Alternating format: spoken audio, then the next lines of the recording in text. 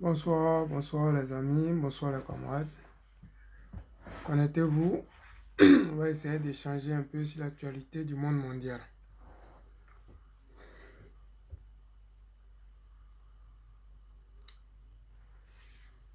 Soyez salués.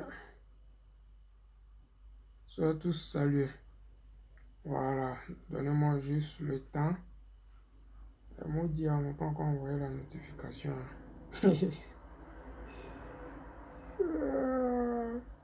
Facebook.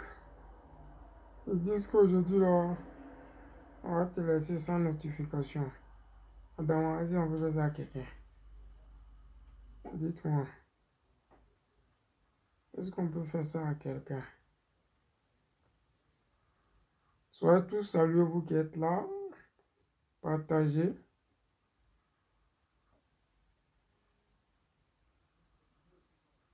Partagez, pardonnez pour que je puisse avoir la notification aussi parce que... Ouais, merci beaucoup mon frère Mathieu. Il m'a permis au moins de voir au moins...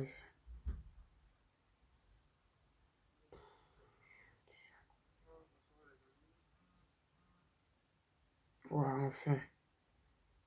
Ils ont envoyé la notification. Soyez tous salués, vous qui êtes là, vraiment. Soyez salués. Ça fait plaisir de savoir que si tard comme ça, il y a des gens qui sont connectés. C'est important. Mais mon frère Mathieu, c'est comment tu es au Jossi ou bien tu es où la position? Euh,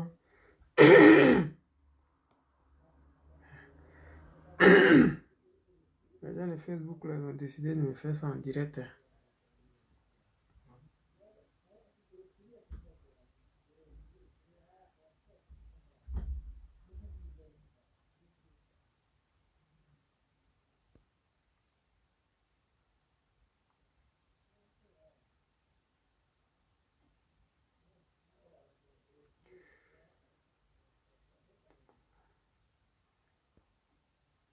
Bon, je crois que les gens là ne sont pas prêts.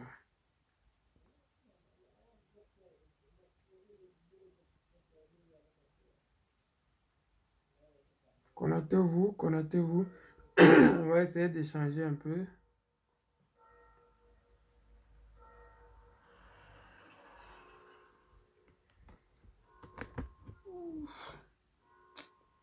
Bon, on va faire comment? Si ce partage là vient pas, on va faire ce qu'on a. Comme je n'arrive pas à partager, j'espère que vous allez partager de votre côté. Salut, salut, salut la famille, salut les Ivoiriens, salut les camarades. Moi, c'est le président Lota. Je m'invite cette nuit chez vous à travers vos différents réseaux sociaux pour vous apporter ma contribution dans la lutte ivoirienne et particulièrement la lutte panafricaine. Cette lutte panafricaine qui a fait assez de morts, de déplacés, de guerres et de prisonniers politiques. À l'heure où je suis en train de vous parler, nous avons Dogo Blé qui est pris en otage par la Draman Ouattara et la France-Afrique. C'est important de le dire, de le répéter à chaque arrêt parce que la répétition est pédagogique. Il faudrait que les gens comprennent que Dogo Blé est prise en otage. Il faudrait qu'on insiste parce qu'on a fait la même chose pour Pichelu Balé. Elle aujourd'hui elle est libérée. On va faire la même chose pour Dogo Blé et si Dieu veut, il va être libéré. Mais une chose est sûre, c'est que faudrait que de temps en temps nous puissions écouter des hommes vraiment qui ont la volonté de faire bouger les choses. Oui, le monsieur que nous appelons Awadon Melo, oui, vraiment, monsieur chargé de la diaspora, l'implantation dans la diaspora, vraiment c'est quelqu'un d'extraordinaire. Quand vous l'écoutez, si vous avez la chance de le côtoyer ou même de le voir une seule journée, je pense que votre lutte là, elle va aller dans la droite ligne. Les clashs inutiles, les trucs bizarres, vous allez sortir de là parce que vous allez comprendre que ça, c'est des trucs qui vont nous mettre en retard, c'est des trucs qui n'ont pas vraiment de grande importance. Parce qu'à l'écouter, c'est extraordinaire parce que tu te rends compte que le combat du président Laurent Gbagbo, il y a des gens qui ont compris ça. Le combat du président Laurent Gbagbo, il y a des gens qui sont des propulseurs. Ce monsieur-là, c'est un propulseur. Et ce n'est pas pour rien que le président Laurent Gbagbo l'a nommé chargé de la diaspora et de l'implantation dans la diaspora. C'est important parce que ce monsieur-là, vraiment, c'est un grand homme. Je veux qu'aujourd'hui, vous, tous ensemble, nous puissions l'écouter et savoir réellement quel est cet homme-là que le président Laurent Gbagbo a choisi pour mener ce combat-là à ses côtés. Il était là depuis le début et je pense qu'il est toujours là. Il fait partie des gens qui n'ont pas trahi le président Laurent Gbagbo. Il fait partie des gens qui sont restés intègres. Il fait partie des gens qui ont été toujours droits dans les bottes et qui disent ce qu'ils pensent. Ils ne font pas semblant de dire aujourd'hui, je suis avec toi et demain parce que tu n'es plus au pouvoir, dire aux Ivoiriens, aux Africains, j'étais jeune, je ne savais pas ce que je faisais comme certains l'ont fait. Ils ont eu les grâces du président Laurent Gbagbo et vers la fin, ils se sont retournés contre lui. Les amis, écoutons ici Awadon Melo s'exprimer sur la situation africaine et après vous allez vous rendre compte que ce combat-là, nous ne sommes pas égarés, nous sommes dans la droite ligne et nous allons bientôt voir la lumière parce que nous savons ce qui se passe. Polarisation du monde.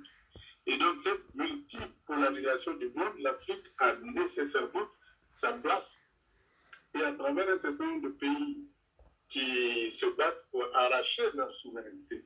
Parce que l'Afrique souffre d'un seul problème, c'est l'absence totale de souveraineté de nos États africains.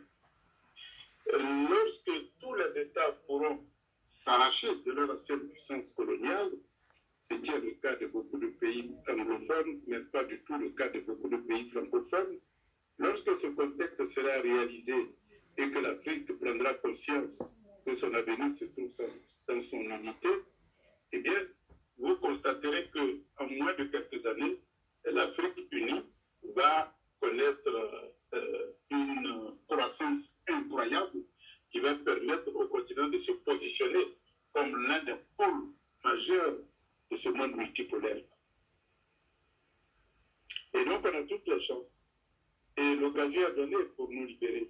Quand vous voyez le cas du Mali et le cas de la République centrafricaine, eh bien, vous constatez qu'être libre, c'est vraiment un choix.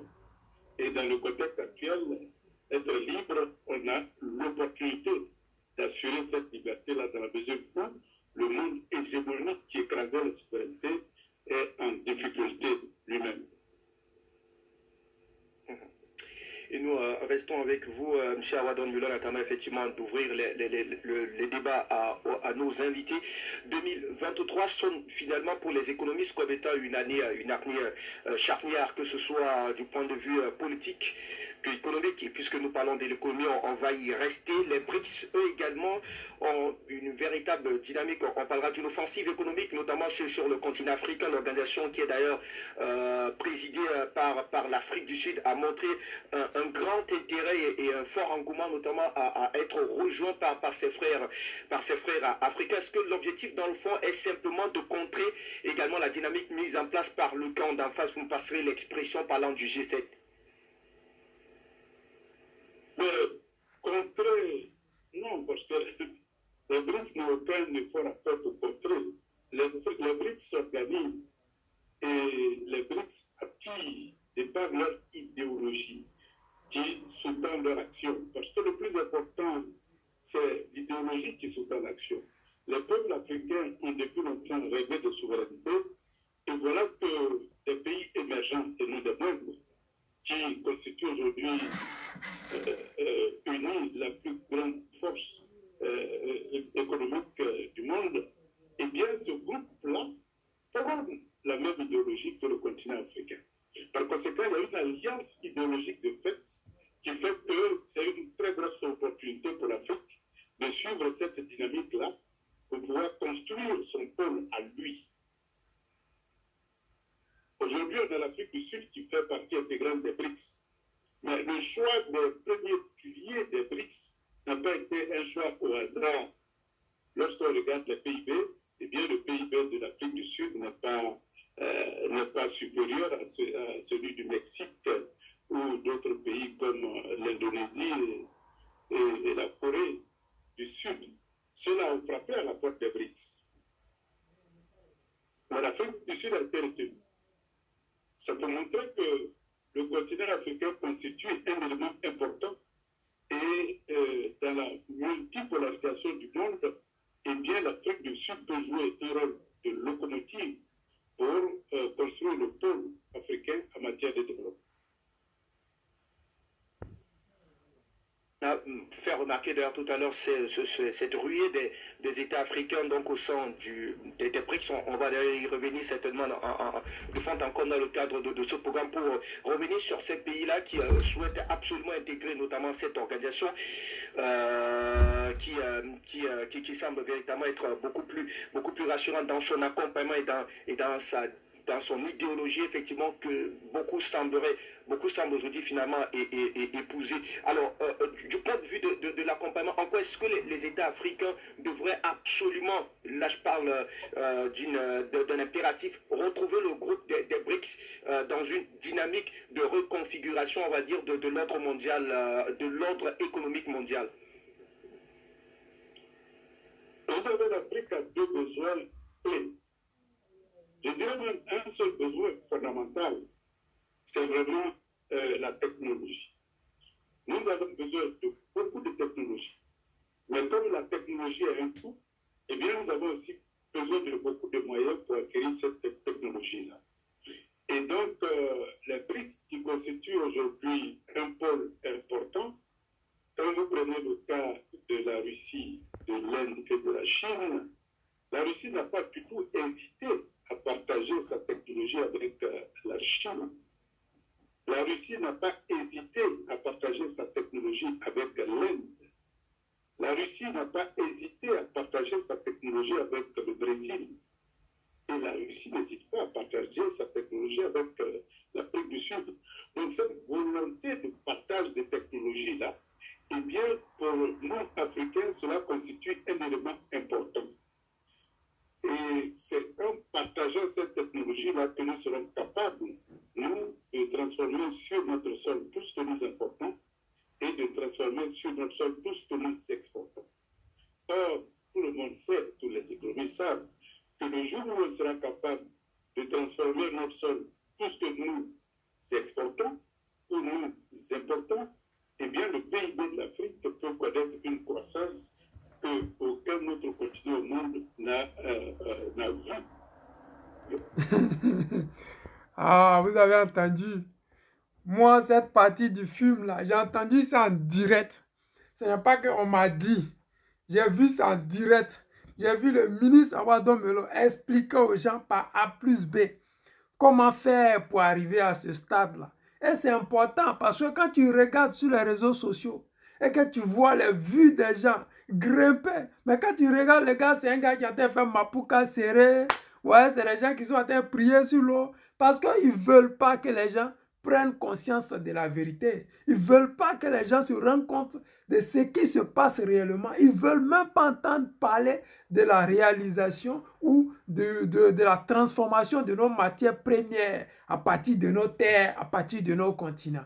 C'est pour cela quand tu regardes sur les réseaux sociaux, tu vois les clashs dans tous les sens. Parce que plus il y a les clashs, plus les messages qui sont importants, plus les messages qui doivent envoyer le développement, plus les vrais messages qui doivent envoyer la prise de conscience, on met ça sous teignoir. C'est ça qui est la réalité. Mais ça fait plaisir de savoir que un monsieur comme Awa Melo, il se promène à travers le monde entier. Il est très humble parce que c'est un homme très accessible. Vous pouvez le voir en train de côtoyer les présidents du monde mondial comme Vladimir Poutine, comme Xi Jinping, comme je ne sais pas, tous ces hauts cadres de BRICS. Mais en réalité, c'est un homme qui est vraiment humble. Quand on dit humble, c'est-à-dire vraiment c'est un Dieu donné. Et c'est vraiment quelqu'un que le président Laurent Gbagbo a choisi. Pour ne pas dire ils se sont choisis. Parce que depuis que nous sommes petits, ils ont créé le FPI. Ils ne font pas beaucoup de bruit. Pour ne pas dire le ministre, il ne fait pas beaucoup de bruit pour se faire remarquer. Nous avons vu ici des gens qui ont crié partout. Oui, c'est nous on a créé le FPI. Mais Awa Melo, vous n'allez jamais l'entendre parler de ça. Pourquoi? Parce qu'il a beaucoup dans la tête. Il a beaucoup à proposer. Il a beaucoup à démontrer aux Africains. Il connaît ce qu'il faut. Il connaît la matière dont les Africains ont besoin pour se développer. C'est extraordinaire de savoir que nous avons quelqu'un comme ça, de très important. Que Draman Ouattara, au lieu de le nommer comme ministre, il préfère le pourchasser. Il préfère raconter les conneries. Parce qu'il est le seul gars qui a été peut-être nommé en Guinée, il est nommé auprès de Vladimir Poutine. C'est-à-dire que c'est quelqu'un qui est tellement connaisseur, il connaît son travail, il adore son travail, il aime la démocratie, il travaille pour cette démocratie-là. Et quand vous l'écoutez, vous vous dites, ouais, mon Dieu, nous avons la chance d'avoir un grand homme avec nous. Aujourd'hui, si Draman Ouattara fanfaronne dans des projets qui ne lui appartiennent pas, mais ces projets-là, voici celui qui a créé ces projets-là, voici celui qui a mis sur pied ces projets-là. Oui, voici des personnes qui ont cherché l'investissement de tous les 4 coins du monde pour qu'aujourd'hui, Draman Ouattara puisse se taper la poitrine en disant « Nous avons fait des kilomètres de route, nous allons faire ceci, nous avons fait cela ». Draman Ouattara n'a créé aucune richesse. Draman Ouattara n'a payé aucune dette. Au contraire, il a multiplié nos dettes par 100. Avant, nous avions 2000 milliards de dettes et on disait c'était super. La Banque mondiale même nous interdisait même de pouvoir prendre encore crédit parce que les 2000 milliards c'était trop. Aujourd'hui, nous sommes à près de 21 000 milliards. Comment ça se fait? C'est parce qu'ils ont l'intention de nous esclavagiser. Parce que les idées du président Laurent Gbagbo qui enlevait la Côte d'Ivoire dans le sous-développement du PPTE, ces idées-là, on ne veut plus qu'il y ait un dirigeant qui puisse apporter ça aux Africains. Et ça fait plaisir de savoir qu'Awa Dombelo, il est apprécié de partout. Il va au Burkina, il cause avec le président, il va au Mali, il cause avec... C'est-à-dire que c'est quelqu'un de très important. Les amis, écoutons-le et après on va échanger, continuer à échanger. C'est important parce que nous autres là, on veut voir autre chose. On est fatigué de voir les gens qui s'insultent alors qu'on sait qu'il y a des grandes personnes avec nous qui peuvent nous apporter des idées pour nous développer. Ils peuvent nous apporter des idées pour la France-Afrique puisse prendre fin définitivement parce que cette France-Afrique-là, elle nous empêche de respirer, elle nous empêche de nous développer. Cette France-Afrique-là,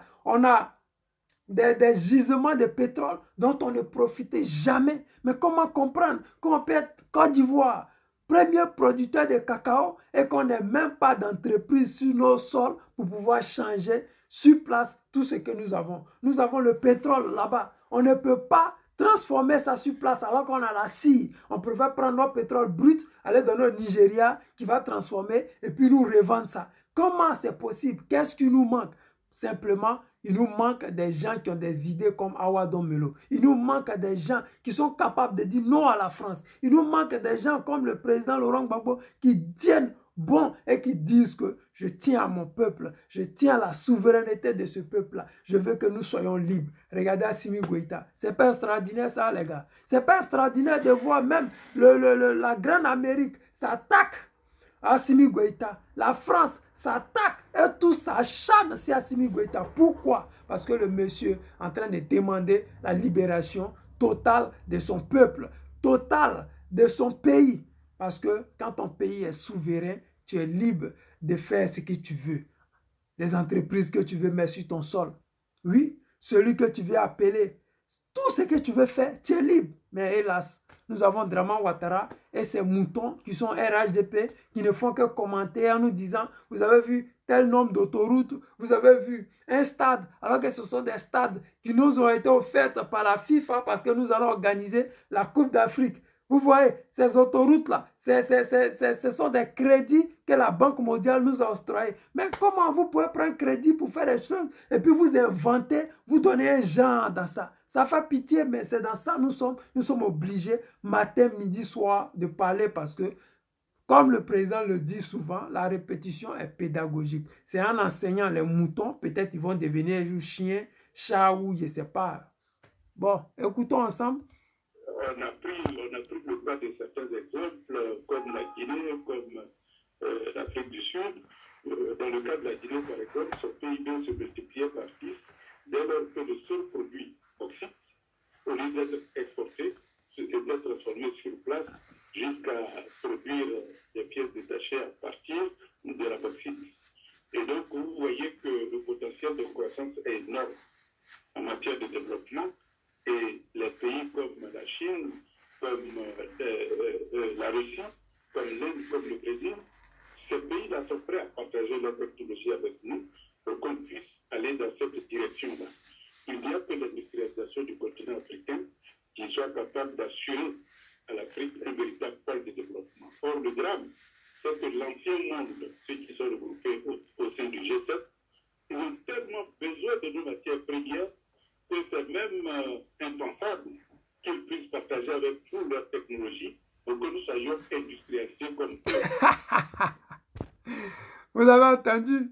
Ils ont tellement besoin de nos matières premières qu'ils ne peuvent pas nous permettre de nous industrialiser.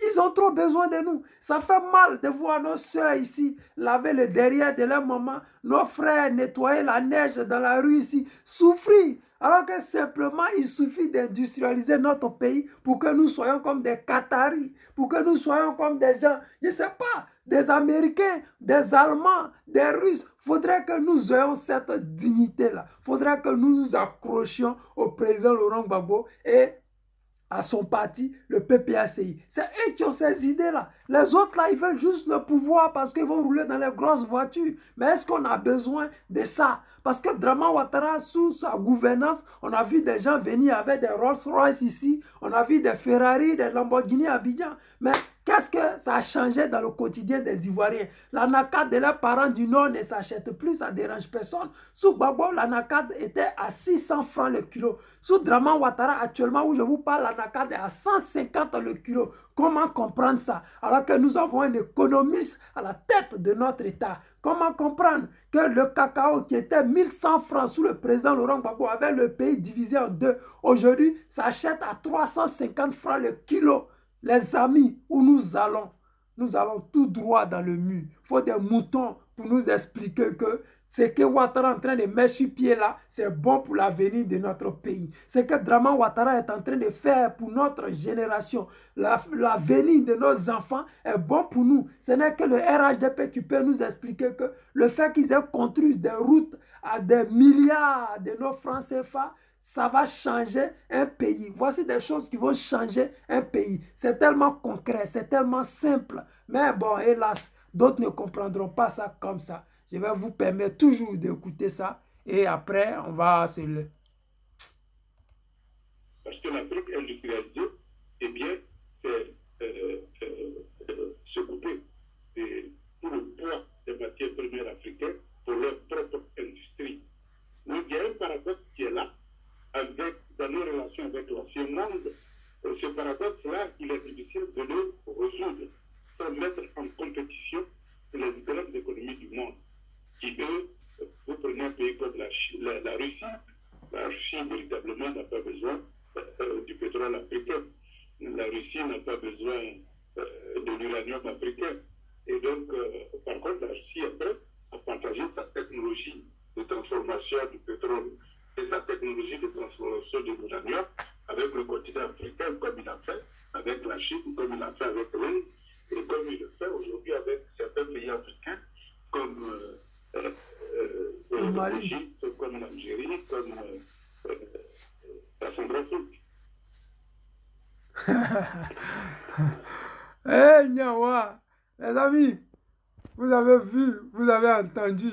C'est important parce que, mine de rien, ces personnes-là, ils ne savent pas ce qu'ils veulent. Ils ne veulent pas que nous soyons libres. Ils ne veulent pas que nous comprenions de quoi ça parle. C'est pour cela quand tu vois les gens, ils sont pressés à aller sur TikTok danser parce que c'est important. Plus tu danses, plus tu éloignes tes enfants de la vérité. Plus tu danses et plus tu as des millions de vues. Plus les gens disent, c'est ça là qui est bon pour nous, c'est dans ça là que je gagne l'argent. Mais en réalité, les amis, si tu aimes ta patrie, si tu aimes ton pays, si tu aimes ta nation, si tu veux que l'Afrique devienne libre, tu ne peux pas aimer ces gens de bêtises parce que tu t'es dit, quand je danse, j'éloigne mes enfants de la vérité. Quand je danse, j'éloigne mes petits enfants, oui, de l'émergence. Parce que l'émergence de Draman Ouattara qu'on nous avait promis en 2020 n'a jamais eu lieu. Le métro qui devait avoir lieu en 97, en 2017, n'a jamais eu lieu. Nous sommes en 2023 et le métro ne roule toujours pas. Oui, c'est ça qui est la réalité, mais le mensonge qui se cache derrière,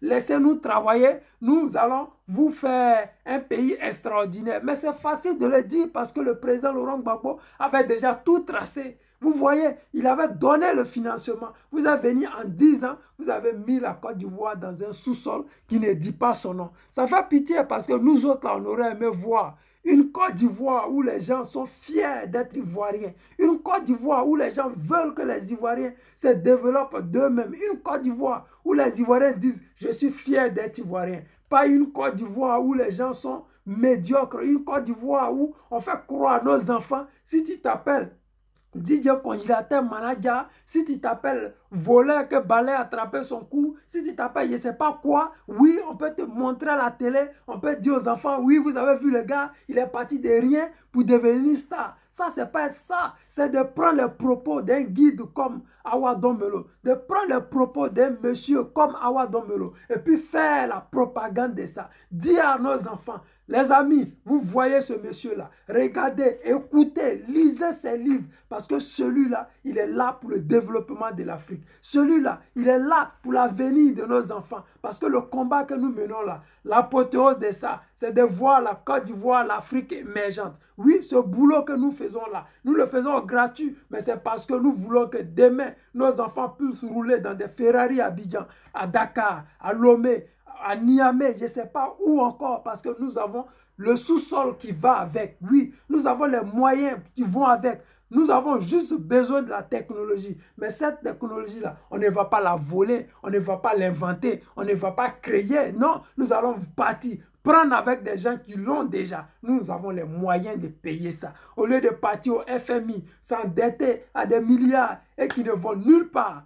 Depuis que nous sommes nés, l'Afrique ne cesse de s'endetter, pour ne pas dire mon pays, la Côte d'Ivoire. Je n'ai jamais entendu une seule fois depuis que je suis né que la Côte d'Ivoire a payé sur toutes ses dettes et n'est plus endettée. Je n'ai jamais entendu ça, alors que nous sommes premiers producteurs de cacao. Comment comprendre? Nous sommes producteurs de VA, anacarde, palmier à huile. Nous avons tout ce qu'il faut.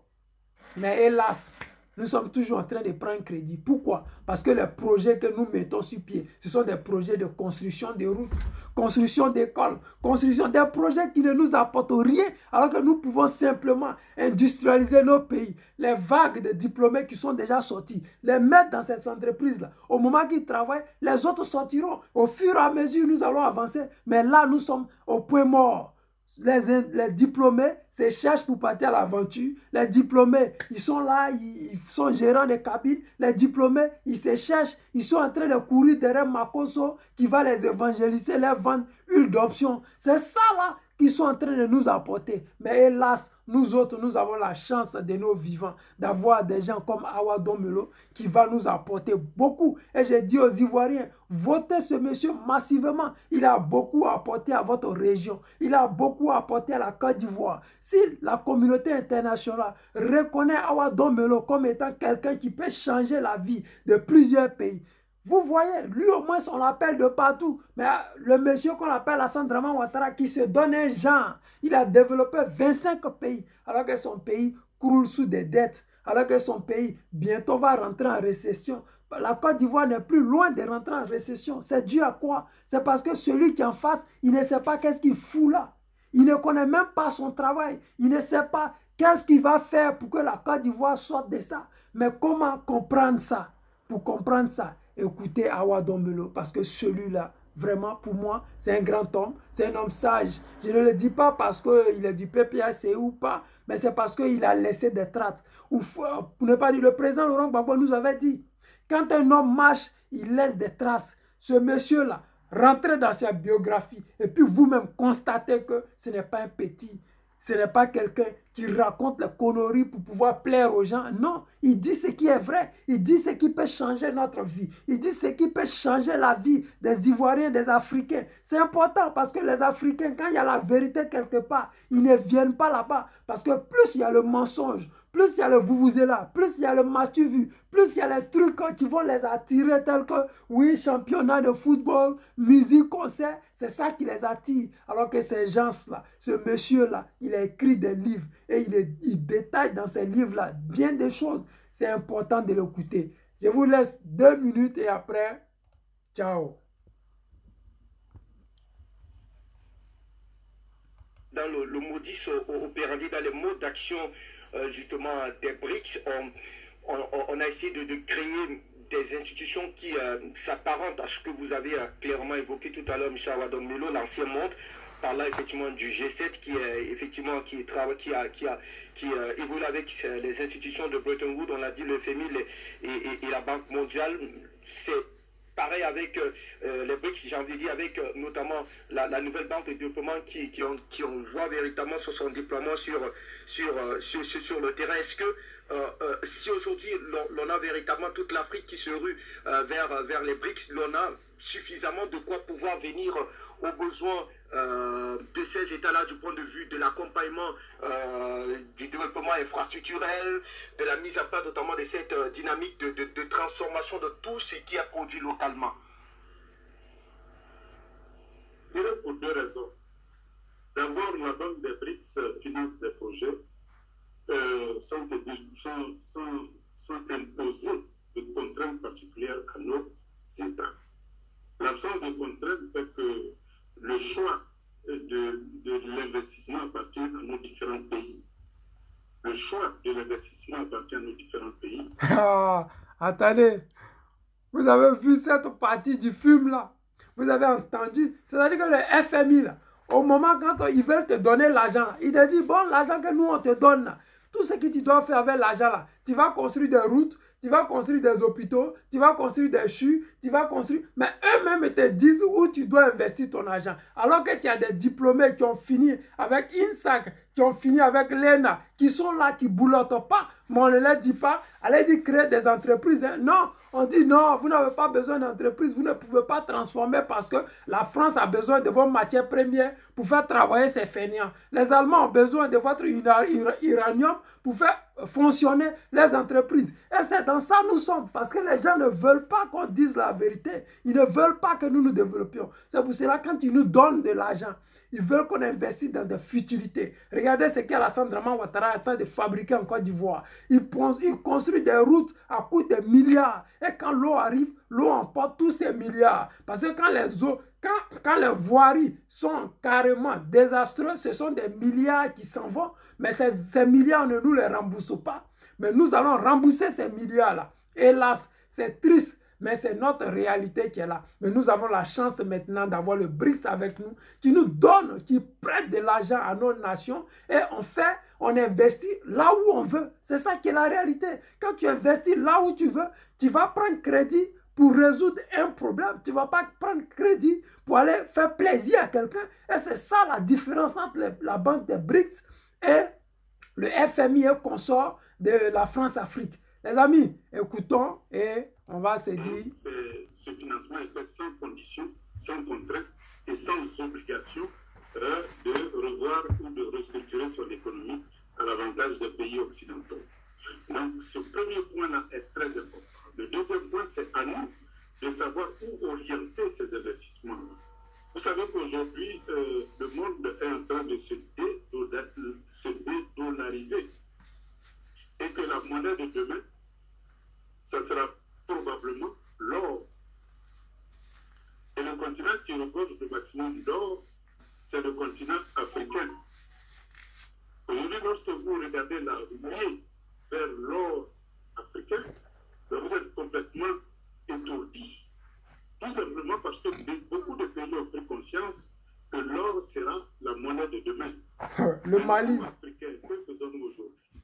Nous bradons tout simplement notre or, alors que nous pouvons nous organiser pour que les premiers financements que nous mobilisons soient uniquement pour produire et stocker l'or sur notre sol à travers nos banques centrales. Ouais. Une fois que cela est fait, eh bien, nous devenons automatiquement l'une des plus grandes puissances monétaires du monde. Et avec cette puissance-là, nous sommes capables de payer toutes les formes de technologie nécessaires pour être de plus en plus souverains dans tous les autres domaines et faire le saut du développement industriel et combler notre gap en matière d'infrastructure qui nous empêche aujourd'hui d'échanger entre nous. Puisque vous savez que les échanges entre nous sont beaucoup freinés par toutes les formes de barrières et le manque d'infrastructures qui nous relient les uns aux autres. Il est plus facile pour un pays africain de vendre en France que de vendre à son voisin. Tout simplement parce qu'il y a des problèmes d'infrastructure, parce qu'il y a trop de barrières non tarifaires qui nous mettent dans des enclos. Alors que demain, si ces barrières à travers la zone de libre-échange sautent et que les infrastructures sont mises en place, il est bien évident qu'il sera plus facile d'acheter chez le voisin que d'aller acheter aux États-Unis ou en France. Voilà pourquoi nous disons que les BRICS constituent une opportunité, non seulement pour se soustraire de la dépendance, mais aussi constituer une puissance monétaire et ensuite une puissance industrielle et sociale. Ah, les amis, vous avez entendu comme moi, vous avez vu comme moi. C'est ça qui est la réalité.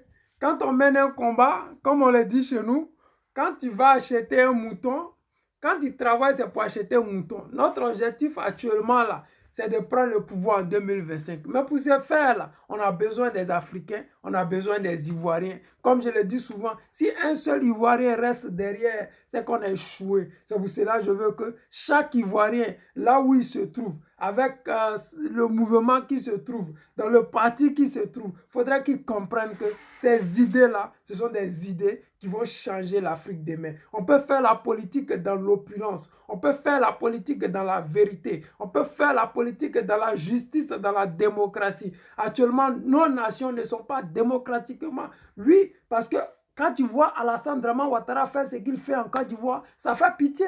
Alors que nous avons l'opportunité, nous avons les moyens. Regardez très bientôt, vous allez voir le Burkina, le Mali. C'est des pays qui sont engorgés d'or. C'est des pays qui ont tellement l'or qu'on ne pourra plus avec eux dans 10 ans, dans 50 ans. Si jamais les Maliens ne vont pas assassiner Assimi Goïta, s'ils tiennent à lui comme les Ivoiriens tiennent au président Laurent Gbagbo, vous allez voir d'ici 50 ans, le Mali sera l'une des plus grandes nations du monde mondial. Oui, mais nous autres Ivoiriens, qu'allons-nous faire? Nous allons regarder Alassane Draman Ouattara brader nos richesses, notre avenir, l'avenir de nos enfants? Je pense que non. Si le président Laurent Gbagbo nous a dit, moi je tiens, je mène ce combat jusqu'à la gare, moi je suis fier de dire que je suis le soldat du Woody de maman et je sais que vous aussi vous faites pareil. Mais je veux que nous faisions encore davantage. C'est pour cela que je dis souvent à tout un chacun, prenez vos cas d'adhésion PPACI. Démontrez au président Laurent Gbagbo, oh, Opa, on t'aime sur les réseaux sociaux, mais j'ai ma carte de membre du PPACI. Ça démontre que tu aimes la chose. Si tu es malien, tu es burkinabé, mais tu te rends compte que oui,